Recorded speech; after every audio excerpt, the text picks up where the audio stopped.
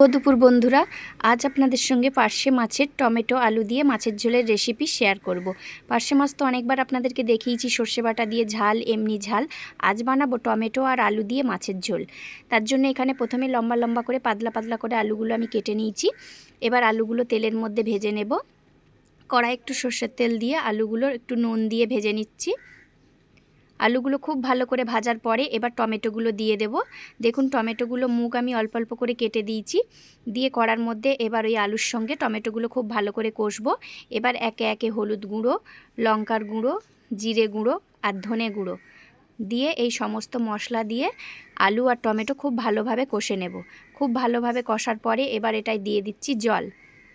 এবার টমেটো আর আলু খুব ভালোভাবে সেদ্ধ করে নিতে হবে। টমেটো আর আলু খুব ভালোভাবে সেদ্ধ হয়ে গেছে। দেখুন খুন্তির সাহায্যে টমেটোগুলো আমি দেখে নিচ্ছি যে খুব ভালোভাবে সেদ্ধ হয়েছে কি।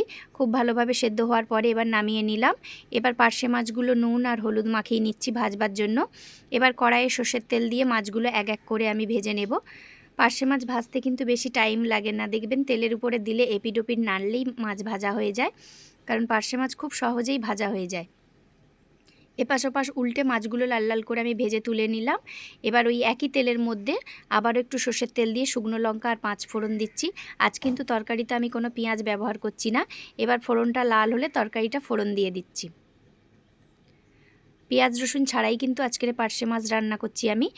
ঝোলটা ফুটে গাঢ় হলে ভেজে রাখা মাছগুলো দিয়ে দেব। আগের থেকে মাছগুলো দেব না, কারণ পার্শে মাছ খুব নরম। ঝোল খুব ভালোভাবে ফুটে গাঢ় হয়ে গেলে তারপরেই ভেজে রাখা মাছগুলো দিচ্ছি। এবার নামিয়ে নেব। টমেটো আলু দিয়ে মাছের ঝোল রেডি হয়ে গেছে একদম। দেখুন এই দুপুরবেলা গরম গরম ভাতের সঙ্গে একদম পার্শে মাছের ঝোল দিয়ে ভাত খেতে দারুণ লাগবে। এক থালা ভাত এক নিমেষেই শেষ হয়ে যাবে। আপনারা পার্শে মাছ বাড়িতে এলে একবার এইভাবে ট্রাই করুন, দেখবেন খুবই ভালো লাগবে। পার্শে মাছের তো অনেক ঝাল খেয়েছেন, সর্ষে বাটা দিয়ে, পেঁয়াজ দিয়ে, আরও অনেক রকম কচু দিয়ে, কিন্তু আজ টমেটো আর আলু দিয়ে আমি বানিয়েছি। তরকারিটা খেতে কিন্তু খুবই দারুণ হয়েছিল।